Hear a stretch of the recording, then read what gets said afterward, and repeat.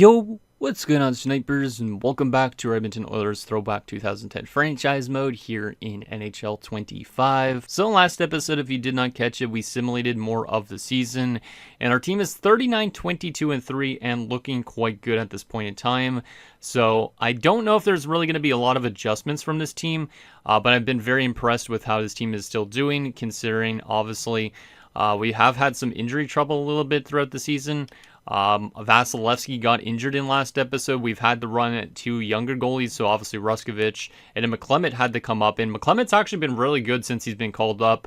He's played 5 games, and he's been actually quite good, so hoping that we have still those young goalies continue to play good, because Vasilevsky won't be back till April. Aside from that, a lot of other solid stats, like Fada's on 29 goals at this point in the season. Like, in general, this is definitely probably the best version of our team we've gotten so far. Like, guys like Marcoux are having career years as a third liner, so been pretty impressed with this team from both offensive and defensive standpoints, and hoping obviously that we continue that going forward. But with that said, let me show you guys quickly a little update on how our team is looking in terms of rankings. We are currently 8th in goals for per game, so we're scoring goals. We're 11th in goals against, so that's not terrible. It's not fantastic, but it's not bad. We're 7th on the power play, so our power play has been really good in terms of helping our goal scoring ability, and we're 13th on the penalty kills. So we're better offensively than defensively, but we're not that bad defensively either. So this team's looking quite good at this point. The only underlining issues, I would say, like I said, other than Vasilevsky's injury, there has been some issues with guys like Nail Yakupov in terms of plus minus, and also he hasn't been putting up the most amount of points. You can see 25 points for him, minus 10 through 64 games, so not necessarily the best of stats. He's by far the worst plus-minus player on our team. So is there a chance we move out Nail Yakupov in this episode? Maybe, depending on what we could get in return.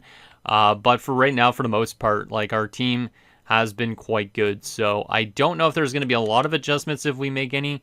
But I'm really hoping that this team obviously just continues to play like it has been, and hopefully come playoff time we could have a good run ahead of us as well at the same time. So anyways, with that said, let's get in your guys' comments, see what you guys have to say about last episode, and then we will get into the rest of the season and see what trades happen around the league. So the first and only comment is from Saturn Taku, who says you could leave the defensive core as is, but it might be time to more seriously consider trading Yak. Val would be a better fit on that third line and put in defensively minded fourth liner. Look at Payarvi in Boston, Vermette in Columbus if he only has 1 year left. Couldn't see because of the game-changing music tracks. Or Letang in Nashville if you want to make a trade. Lowry has bad defensive awareness, and either of those other AHL players would be better fourth liners options if you can't find a better one in trade. So he's saying to look at a couple fourth line options for the defense, like to make us a better defensive team down in the bottom 6, which is probably a great idea. He was saying about maybe moving out Yak, and yeah, I think Yak could be probably somebody we move out just because of his lack of defensive ability in that bottom 6. So he said to look at guys like Payarvi in Boston, who we actually had at one point, Vermette in Columbus if he has 1 year left, or Letang in Nashville. So let's go to, I think they're all on the trading block, I'm guessing, just because that's why you would mention them, I'm guessing. So let's take a look at all of them and see what they're looking like defensively. So Magnus Payarvi is a 77. He's not the highest overall, but he is a decent fourth line option at best. Definitely doesn't produce much offensively. This is his first year actually in the NHL now at this point, because he spent a lot of years in our AHL system. 4 points in 60 games. He is minus 16. Not the greatest defensively based on that. Not a lot of ice time either per game. If we look at his defensive awareness, it's only an 81, so I don't think he's really that huge of an upgrade from Nail as a fourth line guy.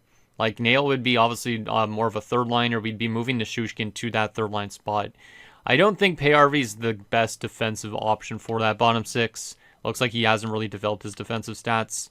He was also mentioning Vermette in Columbus if he has 1 year left, which Vermette does have 1 year left.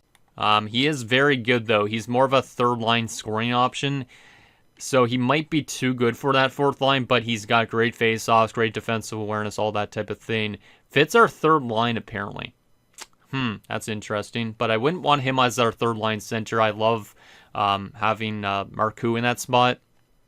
I would have to use Vermette probably more as like a fourth line center with penalty kill time, but I don't know if that would work out that well. I could look into it a little bit more, but right now I'm not too sure if Vermette's good enough. I think he's too good almost for that bottom six. Like, he's a great player, but I feel like he's too good almost, if you know what I mean. And then he said Letang in Nashville, which I don't think it's Chris Letang, right? Oh, it's this dude. A young top 6'4" prospect currently playing in the AHL. Looks like a grinder based on his Pelly minutes. Let's see. Two-way forward, okay. Good defensively. Not the best face-off stats, but we use him more as a winger. He actually could fit this team probably better. He's a nice young option, too. Former first-round pick. And like I said, they are using him more as a minor leaguer. Maybe he could be somebody. Maybe. Or we could just put in Brock McGinn into the lineup in that sense, too. Defensive awareness is only an 83. But, like, if we look at his stats, not the craziest defensively this season. Looks like a pretty good AHL player, though, for the most part. I do like the looks of Letang, but I feel like we already have something like that with, like, Brock McGinn. Like, we could easily, instead of, we could still trade Nail, but we can move, say, Nikushkin to this third line. We take Nail Yakupov out of the lineup, and we put Brock McGinn in the spot. And then maybe we should just bring in a depth forward, basically, once we trade Yakupov away. Is there anybody in the AHL, though? I mean, maybe Andrew Shaw could be a depth option. Who's scratched in the AHL at the moment? Some decent defensemen, but no forwards. I don't mind having Brock McGinn in this spot instead of trading for somebody. He's only an 81 defensive awareness, though, too, which isn't the craziest, but he is a two-way forward. That way, Brock McGinn actually gets some games in with our team. So, yeah, I think we'll probably trade Nail, and maybe we will just look for a depth center and a pick back for him if we could even get something like that.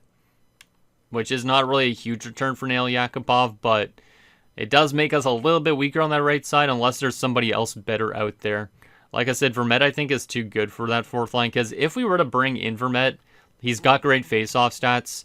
Basically, that's the exact same type of player that Marcoux currently is. We'd have to probably move Boone Jenner to a left wing position, which he's got fantastic face-off stats as well. I don't think that makes much sense unless I was to move Holden to the right side. And I think Vermette would complain about his ice time being a third-line scoring forward and playing fourth-line minutes likely, but it could be still a decent rental option. Trying to think if I would do that. I don't know if it really makes logical sense, but maybe we could look into that. Putting Vermette in the spot where Brock McGinn currently is, and Brock McGinn can still be a healthy scratch.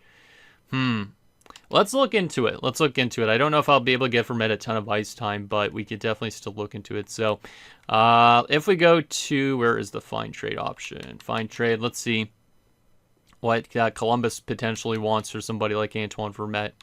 Because he's only got the 1 year left. Does not have any extension in place. $6.93 million. Let's see. Oh, he has no interest in coming here.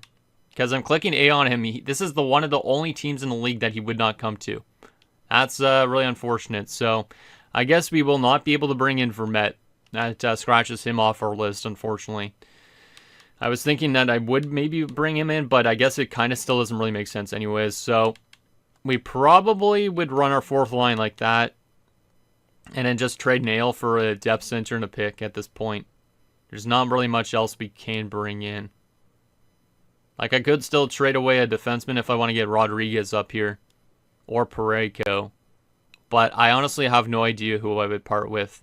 I know Senator Talk was mentioning one of the OFDs. I don't think I would part with Mackey because he's a right D-man.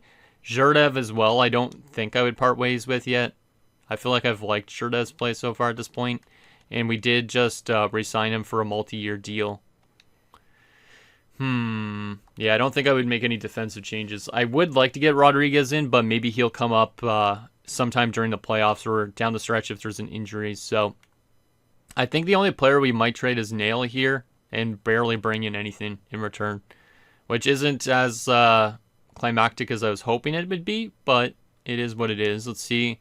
First, if we go to find trade on Nail, the offers, there's 45 different offers thrown at us for him.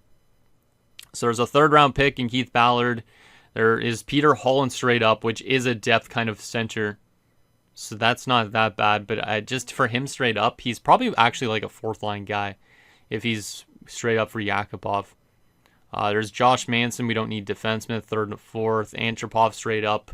third and a fourth, Jalmerson, a second, and Calvin Pickard. I don't need Calvin Pickard, but I appreciate it. 2 third-round picks, a second, and a low top 9.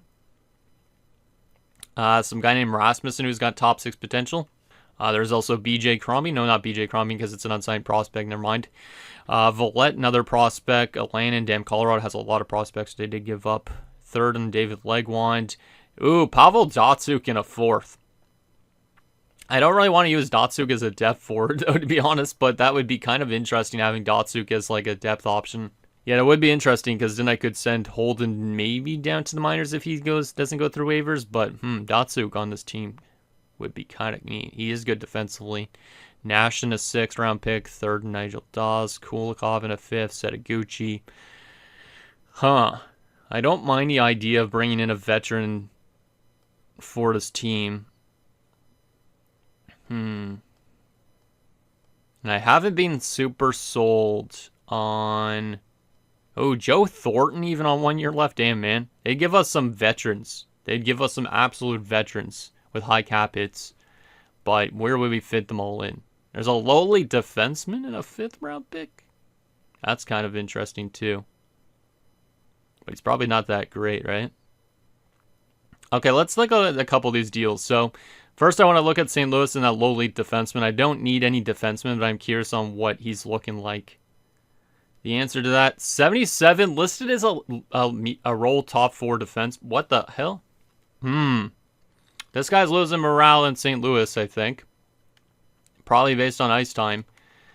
I have no idea how good of an overall this dude is. He's in his first season, but he's a 77 role of a top 4. This guy looks really solid, but... he is coming off of his ELC, would need a long-term deal at this offseason. That would change up our defensive core dynamic a lot, but our defensive core is already kind of good, unless we wanted to move Zherdev after acquiring Peverley. But that's kind of an interesting offer for somebody like Nail Yakupov. I wish I knew how good this guy was. I would assume he's probably like an 80 to an 82. He's probably not the craziest overall, but still. We'll remove that. Let me go back to find trade again just because for some reason I can't just go back to all those other offers. The other offer I was interested in was like Datsyuk and stuff like that kind of because I could use Datsyuk as like a 3rd/4th line left winger potentially. And I don't mind the idea of bringing in a veteran. And now the Dallas Stars are kind of barely a playoff team. Datsyuk is an 82 overall and he's simulating actually quite well. 46 points. Which is all he had last year. He would be probably in the last year of his career. Has won a Stanley Cup in this universe as well. And obviously he's got good face-off stats, great defense.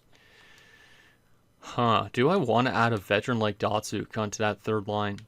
We'll come back to that in a second. I think Datsyuk actually could be an option. As weird as it sounds.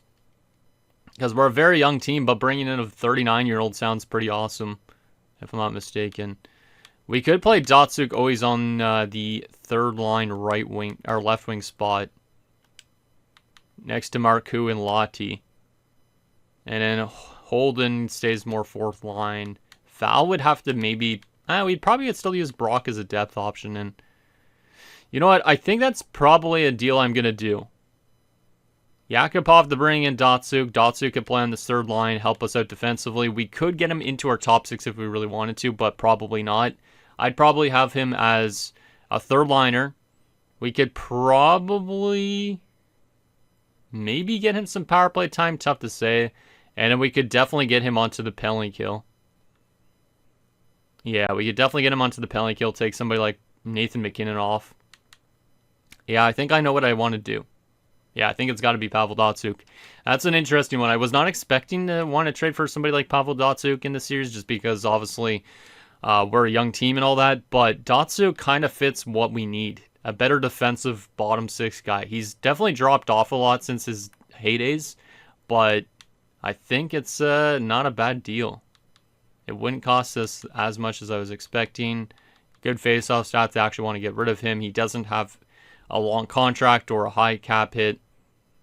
Yeah, I think Pavel Datsyuk would be nice. Let's go back to this again. Boone Jenner straight up doesn't make much sense either, 2nd rounder. And then they say Dolan. But If we go to us, the player we wanted to get rid of was Yakupov, so we'll do that instead. Might as well trade a Russian for a Russian, huh? So go to Detroit, or not Detroit, Dallas. It's weird seeing that he's on Dallas at this point, but I think this is a good little deal for us to make. We basically also escape Yakupov being signed for multiple years. Dallas gets a little bit younger. We get a veteran player like Datsuk to help us defensively in that bottom six. And then we also get a 4th round pick, which is probably not going to become anything, but we might as well take a chance. So let's do this deal. Bring in Pavel Datsuk to Edmonton. Kind of a weird one, but definitely one that could help us out here, I think. So there's a trade. Yakupov wasn't playing good enough defensively. I kind of wanted to win a Stanley Cup with him just for the memes, but he gets sent to Dallas, and we bring in a veteran presence like Pavel Datsuk to help out with these young kids. Is it realistic of a trade? I don't know. But at this point, Yakupov would have had real life a lot of more value, so maybe. But we will take Brock back out, and we'll get Datsuk into this spot. Now we have a lot of good players that could take faceoffs out too, because Boone Jenner could also take faceoffs. Marcoux could take faceoffs. Nelson was good on draws. Cameron, I think, is decent at draws. Yeah, they're all like 90 plus. So there's a lot of good faceoff guys here. We will go to power play here for a second, trying to see what we could do. Lottie's having a pretty good year. Mackey's only got the 10. He's got 15 points. He's actually been pretty good. I don't know if there's anybody I would really want to take off the power play. Marcoux even had power play points this year too. 13 power play points. But I do want Datsuk kind of on the power play. So I think the player getting removed from the power play is going to be Mackey. Just so we could get Datsuk into a spot. Because I want Datsuk to get a lot of points with this team. I kind of want to bring him in more as... Actually, maybe he's not going to be a great fit on the power play. You know what? We're going to use Datsuk more as a third-line guy and a penalty kill guy. That's more what he's been brought in for. I think he'll still produce, but not as crazy as he was in Dallas. So, I think we're going to take Nathan McKinnon off the power play. Yeah, I think I'd prefer to get Nathan McKinnon off the power play. Or not the power play, the penalty kill. And we'll get Datsuk into the spot instead. And then Datsuk hopefully could help us out a little bit in that area. And then we'll go to the 3-man PK unit as well while we're at it. Get Datsuk into this spot. I know Nate Dogg's our best offensive player, but Datsuk is more of a defensive kind of guy at this point. His defensive awareness is as good as his offensive awareness. He should be able to still produce offensively too, but he's a great fit for this third line apparently. So I think we brought in the right player. Obviously, like I said, kind of a weird player to bring in, considering we're a young team. But I think that's a good little veteran leadership. Somebody that's got playoff experience that could kind of help these kids out in terms of navigating playoff hockey. So I think that's good and set up. We're ready to go. I think we're going to advance past the trade deadline now because I don't think there's any other deals I preferably want to do this year. So let's go to this game against Nashville, and we'll take a look at any AI trades that happen in 2017-18, because I think that's the year we're in, right? Did I say we're in 2017-18? I think so, right? Yeah, I think so. All right, so Antti Salmela on waivers. Don't need him, but I appreciate it. And what kind of offers and what kind of trades went down this year? I'm hoping there's some blockbuster trades. Like, let's see somebody that we were not expecting get dealt, because it's always fun seeing these AI trades. So first and foremost, some prospect named Dustin Kelly got dealt to St. Louis. LA gets back Mike Lundin, so not really much of a trade there. Vancouver has acquired James Neal, so we did see James Neal dropped off due to ice time, I think. He gets dealt from the Yotes to the Vancouver Canucks. All right. Boston gets 2 prospects that are generated for a third, Carl Hagelin and Mike Santorelli. All right. Carolina gets 2 generated prospects. Colorado gets back Yuri Talusti and Brendan Smith. So Colorado loading up a little bit. Tampa gets a third, a 7th, and Aaron Rome from the Rangers. The Rangers get back some guy named Toby Mann in a third. Don't know who that is. St. Louis acquires a third, a 4th, and Max Talbot from Montreal. Montreal gets back that low elite defenseman we were looking at in Peverly and a 3rd-round pick. So that might be a nice pickup there for the Canadians. Not costing a lot. Aside from that, Florida acquires some guy named Nordgren, who's generated from 2 forcer, Eric Johnson and Colby Armstrong. So the Kings add a good player in EJ, and Colby Armstrong's okay. Phoenix acquires a 2nd and a 3rd. The Islanders get back OEL. So OEL is already on his way out of the Phoenix Coyotes organization with a fourth and a fifth. Okay. Ottawa acquires Derek Brassard from Vancouver. I like to see that. And Derek Brassard going to the Sens a year later than he was actually there, so that's kind of neat. Vancouver gets back that Weirkosh prospect, who's the generated one, not Patrick Weirkosh, and then Conboy, who's generated. Toronto gets Jaden Schwartz a third and Keaton Ellerby from Vancouver. So Vancouver did a decent amount of moves. Vancouver gets back that Dawes prospect, Galvin, and two others. Chicago gets Yoni Pikkinen. That's Andrew McDonald and Mark Pysyk. Carolina gets back some guy named Kapitanov. Philadelphia gets a third, a fifth, and Steve Eminger from San Jose. San Jose gets Ales Hemsky. So our former boy, Ales Hemsky, has been moved out again. He's been in Florida, Philly, and now San Jose. Calgary acquires Peter Holland in a third from Anaheim. Anaheim gets back a second, a fifth, and some goaltending prospect. Nashville gets Nick Jalmerson, Joe Colborne, and Alex Sulzer. Sulzer actually played in Nashville. Boston gets back that Letang prospect who we were just looking at, and also Tanabe, who's a prospect, I guess.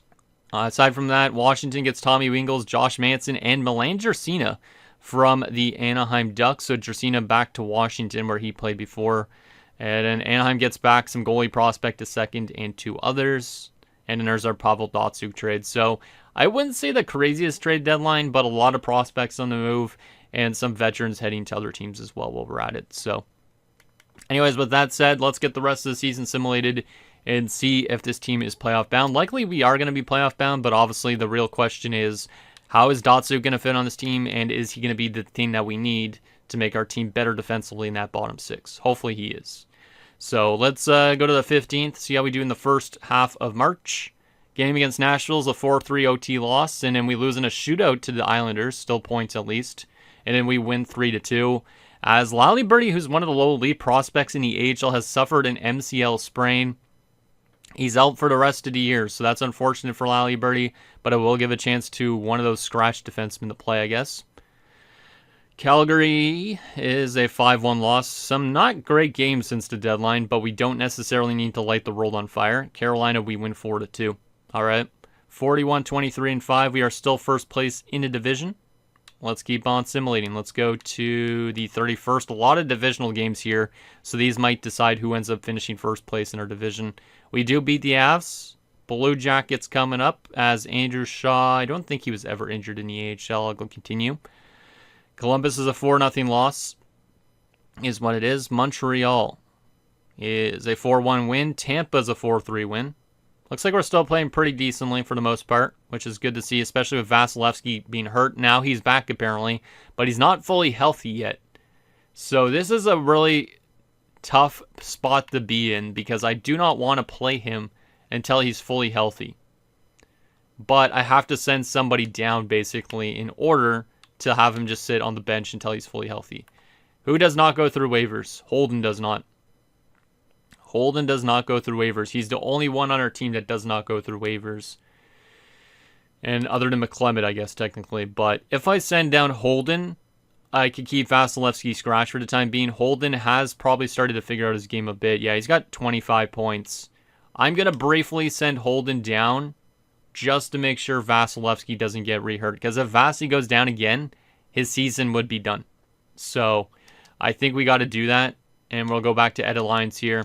I know, Holden, don't worry. You're only going down until Vasi's healthy, okay? It's just more of a thing to make sure we're managing these injuries well enough. Let's get Brock McGinn in his spot for the time being. And let's continue to simulate what we see. Apparently, we've clinched the playoff spot because our coach has a conversation, so that's good news. That is good news. Let's say congrats, coach. And let me stop the sim here if we can here. Yes, we can, I think. Let me just stop it. Is Vasi fully healthy yet? I just want to see a notification about being fully healthy. I don't think he is yet. I think it was like April the 1st it originally was saying, so we want to make sure he's fully healthy. So let's go back to edit lines here for a second and see if Vasi is healthy or not. He's not fully healthy yet.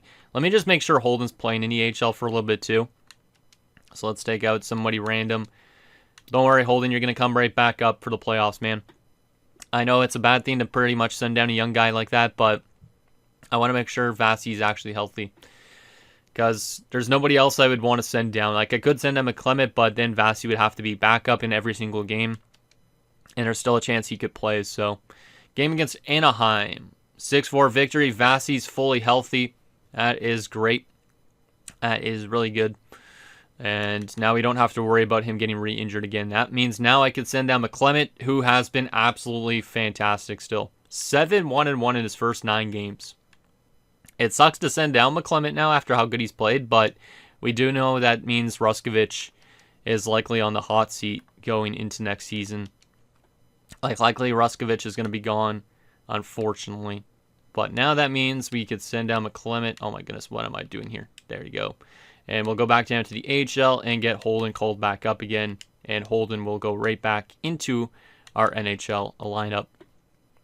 So, a little bit of micromanaging, but just more so we don't have Vasilevsky missing any of the playoffs, because I think we kind of need him for the playoffs ahead, potentially. So, Datsuk has dropped down to an 81, so he might be getting worse, but he also might be having some good results here, hopefully.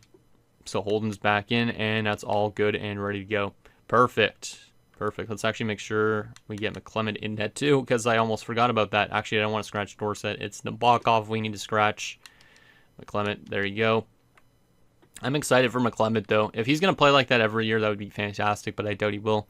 But still good to see that our young goalies are doing good too. All right, so a couple more games left this season. Let's get through the last of March. We got a game against the Calgary Flames. The answer to that is going to be a 3-2 shootout loss, and we only have 5 more games to go. We might as well get through the rest of them relatively quickly since we've already clinched a playoff spot. Calgary, 1-0 win. Columbus, 3-2 loss. Buffalo is a 6-3 loss. Carolina, 3-2 win. And Dallas, to wrap up the season, who actually might be making the playoffs as well after that trade, which is interesting. So Nail might play us in the playoffs at some point. Is going to be a win. So we finished 49-27-6, and we end up finishing second place in our division. We only finished 1 point back of the Flames in our division because we lost to them in a shootout earlier this week, or a couple weeks ago, I should say. But that's a really good season from this team. There's still a couple teams that need to finish up, so let's get that simulated as well. And the season is officially done. Awesome. Good to see us back in the playoffs again. Let's do some slow reveal stuff because we need to take a look at where we finished in terms of ranking on everything. So, with that said, boom, let's go to entire league. Where did we finish in the entire league? We finished as a top 10 team this year. We finished as 8th best behind Colorado, Calgary. So Colorado actually leapfrogged us as well in our division, I think. But we still finish as a top 10 team. The Pittsburgh Penguins finished number 1. Not really a surprise. Ottawa was number 2. Kind of surprised on that. Because if this was 2017-18, this would have been the year, I guess, technically, that after the conference finals that we just stopped, we tried to bring in Duchesne to help us even more so, and it didn't work out really that well. But, yeah, finishing as a top 10 team, love to see it. Goals 4 per game this season. We were actually a pretty damn good offensive team. We finished in 8th as well, so love to see that. Goals against per game on average, we were outside of the top 10. So we started allowing a little bit more goals later on, but still good defensive results for the most part. Power play percentage was pretty good. 7th in the NHL, 19.1. Wow, the LA Kings missed the playoffs this year. That's a big surprise. They've dropped off a lot. And in penalty kill percentage, 83.7 was also outside of the top 10. So our defensive stats dropped off a little bit near the end of the season, but not a huge loss. We did finish the season with those 10 shorthanded goals, which is good. 23-16-2 on home ice, 26-11-4 on the road, 6-3-1 last 10 games. All right, who led us in points? The answer to that, Nathan MacKinnon, 92 points. Once again, let's do another slow reveal. We'll go by each position just to make it more climactic. I like to make it a little more flair for the dramatic, so to speak. And here we go. So, McKinnon on those 92 points, 36 goals, 56 assists, 18, or plus 18. I don't know why I was going to say 18, but he led our team, so very good season for Nate Dogg. Aside from that, Cameron, 76 points this year, so another good year for Chase Cameron. 18 goals, 58 assists, definitely more of a pure playmaker, but He has still been very solid. Less points than the last 2 years, but 70 plus points in every single season the last 4 years. I still really like Cameron. He's definitely one of my favorite players on this team. Aside from that, Brock Nelson, 65 points. Really good season for Brock in his first full year with this team. So Brock continues to be a really nice pickup. Pavel Datsyuk, 54 points. Obviously, how much with us, though? 8 points in 18 games, even 0. That's much better to Nail. It's pretty much what I was hoping for with Datsyuk. I knew he was going to drop off offensively a little bit because no power play time with us, but good defensive results, and that's exactly what I was hoping for just because Nail was a minus 10 on that third line. Datsyuk and even 0 is really nice, so I definitely like that a lot more. So thank you, Pavel. Also 54 points from Marcoux this year, so a big year from Kenny Marcoux. 14 power play points, but still 40 at regulation strength is great. Jenner, 24 points, plus 10. Really liking those stats. And like I said, every single one of these guys have good face-off stats too. So we do have a lot of guys that can win draws, which is fantastic. From a left wing standpoint, Nyquist on 78 points. He is a pending free agent, but he is going to want some money probably this offseason. Big year from Gus. Love to see it. Definitely a great setup player, and also scored some decent chunk of goals this year too. 45 points from Latty. Pretty good year from Latty. I'll definitely take that. Definitely better, I think, than the last few years. Yeah, he's been getting better every year. Just been a little bit slow, obviously. Got like 12 points in 23, then 45, so pretty big jump up there. Then we also have Holden on 26 points, 81 games. He only missed one game to be sending down to the AHL. Did he play an AHL game then? Yeah, he did. So we sent him down. He played one AHL game, had 2 shots in that game. Got called up immediately right afterwards, but that's only just because of the micromanagement. But still, Holden at least is starting to improve a bit. And then Brock McGinn played one game, was -1 in that game. But at least he's an okay depth forward. From a right wing perspective, Fada had 35 goals and 61 points. So a very nice year from Fada. He had as much points as Toffoli and more goals. So Fada's looking great. I think we continue probably playing him with Cameron and McKinnon would be a nice thing going forward into the playoffs. So shout out to George Fada. And there's Toffoli, as we mentioned, 61 points for Tyler Toffoli. Not as much of a year as a few years ago, but Toffoli's still a decent goal scorer. Picks up 20 goals at least. Not like Eberle, where Eberle was really struggling with this team. Then there's also Val with 21 points in 82 games. Not a bad year for Val. He doesn't really get a lot of ice time, so I don't know if there's a way we could really hold on to him long term. We might have to think about parting ways with him just because he's not getting that ice time that he probably will deserve on another team, which, yeah, that's exactly what I was expecting. From a defensive standpoint, Falk had 43 points with plus 26 this year, so a great year from Justin Falk. Love to see it. Shurlev, 23 points, 77 games, -1. Solid season from him. Moss on 18 points, but -9.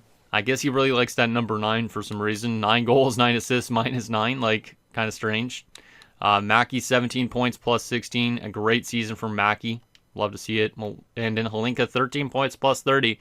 Was great as well. Then we also have Metro on 9 points, plus 7. Safronov with 1 goal in 1 game. If any defenseman should be moved based on these numbers alone, so we could get Rodriguez in next season, it might be Moss. He is a good goal-scoring defenseman, picks up points, but that defensive stats, he's definitely the worst by far in that area. But he's got good defensive awareness, so it could be just an outlier of the year for him. From a goaltending perspective, Vasilevsky finished with a .907 save percentage. Great season from Vasky. Obviously, he missed a lot due to injury, but he is fully healthy for the playoffs, and that'll be fantastic, hopefully, for our team going forward, considering he signed for so long. And then Ruskovich didn't have as crazy of a year, but he did have to be a starter for a while. McClement was better than he was, so this is likely the last we see of Ruskovich in Edmonton before we potentially move out from him. Like, he's gotten worse technically every year since he's been here. 922 to an 892 to an 887. So, yeah, it's not great necessarily. All right, let's take a look at some stats around the league, see who led in points and all that. So the most points in the entire NHL will be Alex Ovechkin again, 144 points for Ovi. Stamkos finishes 124, Backstrom 123, LeCavalier 111, a couple other 100-point guys. Most goals scored this season is going to be 72 from Alex Ovechkin. He had the exact same amount of assists as well. And then you also had Stamkos on 66. Eric Stahl, 64 goals in his first season in Detroit. So a big year from Eric Stahl. He also actually did have 62 goals in his only season in Minnesota. So, damn, shout out to Eric Stahl, who's apparently assimilated really good in this universe. Most assists for fun, 94 assists from Alex Tanguay. So he was setting up definitely Stamkos quite a bit. All right. Best defenseman for points, Roman Josi, 67. He might actually win the Norris this year. Unless John Carlson gets it because of plus minus. But, damn. Ryan Whitney up there as well. Erik Karlsson. Justin Schultz. Damn, Justin Schultz signed on a different team too this offseason. He went to Calgary and had a breakout year. Last year he had 38 points, and in this year 58. He's actually pretty good. So shout out to Justin Schultz. Chris Letang there as well. Best goalie in terms of wins, Tyler Nieuwendyk, who's a generated prospect, goalie of the Sens, only in his second season. And he went from having a terrible year last year to an absolutely great year this year. All right, so that's why the Sens were so good, I guess. Holtby finishes number 2. Most shutouts by a starter is going to be that Nieuwendyk guy. Best save percentage by a starter is going to be Steve Mason, though, of the New Jersey Devils with a 920. And best goals against average by a starter is going to be Steve Mason. I feel like they're likely going to give it to Nieuwendyk just based on the 5 more shutouts and better win-loss ratio, but Steve Mason might be up there for a Vezina too. Any goalie goals this season for fun? No goalie goals. Most assists. 5 assists from Marc-Andre Fleury. All right, I'll take it. Let's see if there was any crazy rookie results this year, which, nope. Nolan, who went, how high? 6th round. Oh, that's an interesting one. He's not going to win the Calder because of this guy, because he's got a better plus minus. But this guy being a 6th round pick, that was a low leap. Almost a favorite for the Norris. He is 23 years old, though, at this point, but still. That's kind of neat to see a really good late steal get a good chance. All right. Any crazy rookie goalies this year? Matt Murray was a really good rookie this year. Matt Murray could honestly win a Calder, too, based on that save percentage and shit. He had really good results in Pittsburgh. I mean, Pittsburgh's a great team in this, so kind of makes sense. All right. So there is stats around the league. Let's look at some extra fun stats as well, just while we're at it. Any crazy penalty minute counts? The answer to that, 122 from Cam Jansen. Not the craziest, but the guys you'd expect to be up there are up there. So Jansen, Jared Boll, Dan Carcillo, and also Milan Lucic in Montreal, which is kind of strange. Who had the best plus minus in the league? Stamkos on offense. The worst, minus 52 from Mikko Koivu, who has won Selkies in this universe. So an absolute terrible defensive season for the Minnesota Wild, I guess. What about the worst plus minus on defense? Minus 48 from Zachary Koshrain of the Wild as well. So the Wild are not doing too well. That is crazy. Okay. And Goligoski had the best plus minus. That's kind of strange. All right. So there is that. Now comes the question, who are we going to be facing in the playoffs, and who is going to be also facing off in the playoffs? Advance a day. The answer to that, we're going to be taking on the Colorado Avalanche, who literally just beat us in the standings this season. So this could be an interesting matchup. We've never played Colorado in this series before in the playoffs. This could be a good matchup. They were 17th in goals for, so they weren't crazy offensive, but we were 8th. Goals against per game, they were a very good defensive team, 5th in the NHL. We were 12th. We were 7th on the power play. They were 11th, so not too much difference there. And then same with the penalty kill, 13th for us, 17th for them. So this could be a close matchup based on that. All right, let's take a look at that actual full playoff tree, and then we'll take a look at what Colorado's looking like. So who else is facing off against each other this year in 2018? You have Calgary and Dallas. You have Columbus, Chicago, Anaheim, Nashville, Colorado, and Edmonton. All right. Pittsburgh, Philly in the East. Ottawa, Buffalo, Tampa, the Rangers, and Washington, New Jersey. Since this is 2018 at this point in time, this would be the year the Washington Capitals won the Stanley Cup over Vegas. Obviously, Vegas isn't in this roster build, but Washington could have a chance to win the Cup this year. AHL bracket is looking like this. Toronto, Chicago, San Antonio, Lake Erie, Abbotsford, Rockford, Manitoba, Texas. And then in the East, it's Adirondack and Hartford, Portland and Bridgeport. Our Springfield Falcons will take on the Manchester Monarchs. And then it's Syracuse and Albany. All right, I'll take it. Let's take a look at this Colorado Avalanche team. But first, let me do a little bit of a look at the regular season. How much did they finish above us by? We had one less point in them. And literally came down to that last game of the season because I'm pretty sure they were literally just below us. And then that last game of the season, they had one more game to go and they leapfrogged us. So that decided the home ice, basically. That's just kind of insane. But yeah, they just finished above us. And if we go to the Western Conference, the crazy thing is we are in a division with the other top 2 teams in the Western Conference, technically. We are tied with Columbus, but since we did not win our division, I think we're lower technically in a way in terms of the playoff bracket, but goddamn. I feel like the teams in the other division are kind of more like really good teams. Like Calgary shouldn't be this good at this point. Colorado, same type of thing. We're definitely not supposed to be that good at this point. But then you have teams like Columbus, not crazy, I guess. Nashville, though, maybe should be better. They have, like, obviously some really good young players. Chicago should be definitely much better than this. Anaheim, kind of same boat. And then Dallas did make the playoffs with Yakupov, so wow. All right. Was not expecting that. We finished 3rd in the Western Conference and 3rd in our division, so maybe one of these teams from our division wins the cup this year or gets to a finals or something like that.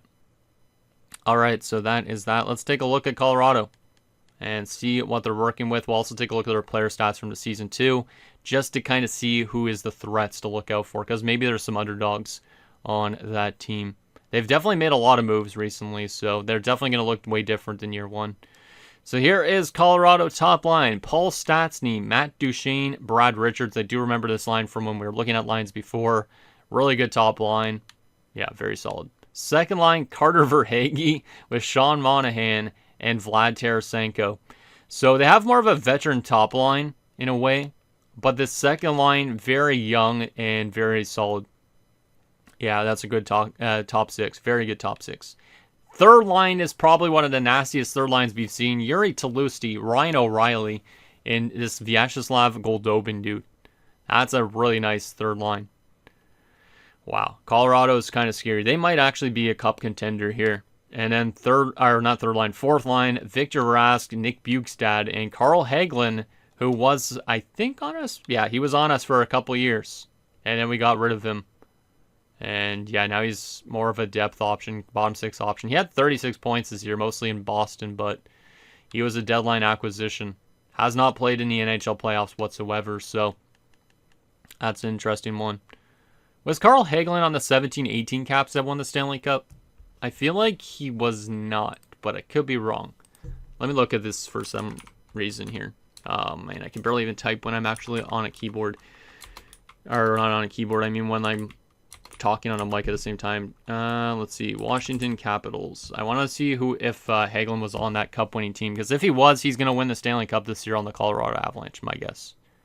The answer to that is no, he was not on that team. Okay. So when he did win a cup, it was not on Washington. Okay, that's at least good. And I did not mean to go to my desktop, so if you guys saw anything crazy on there, let me know.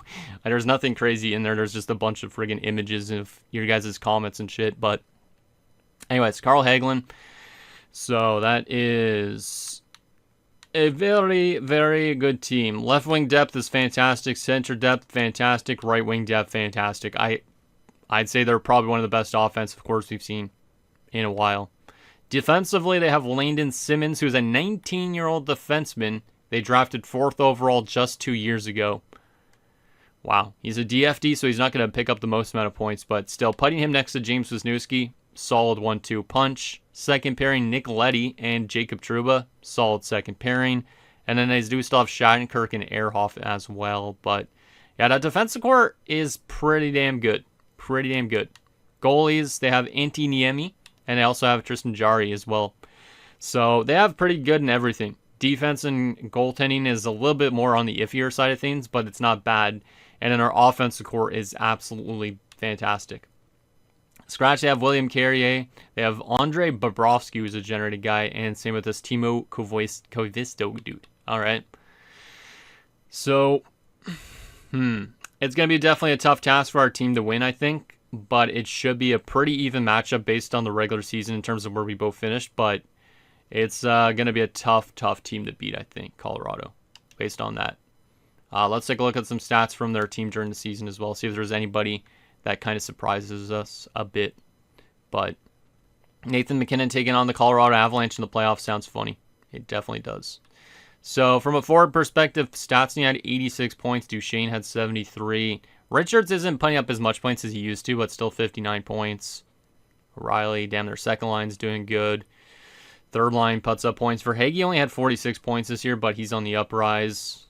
God damn, yeah, very good depth scoring. And then from a defensive standpoint, they don't really get a lot of points from their back end, it looks like. But it's still good defensively, so that's scary.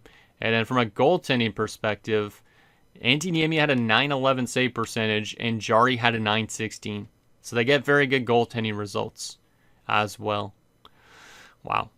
That is definitely scarier than I was anticipating. I feel like it's going to be an interesting matchup. On paper, I don't know who has the better stats, but literally, this is going to be probably one of the closest matchups we've had. They finished 48-25-9. We finished 49-27-6. So technically, despite them finishing 1 point above us, we had one more regulation win.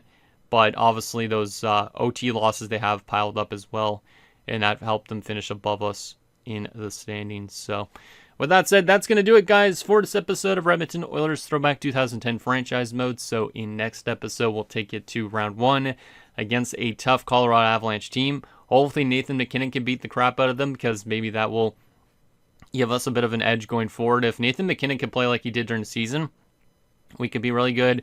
If we have guys like Cameron step up still, that would be good. But obviously, I think this is going to be probably one of our toughest matchups of this entire playoff run. I think afterwards it could get a lot easier, but obviously it's also going to get tougher because we've never been super far in the playoffs other than the third round a couple years ago. So think down below, and I'll see you guys next time.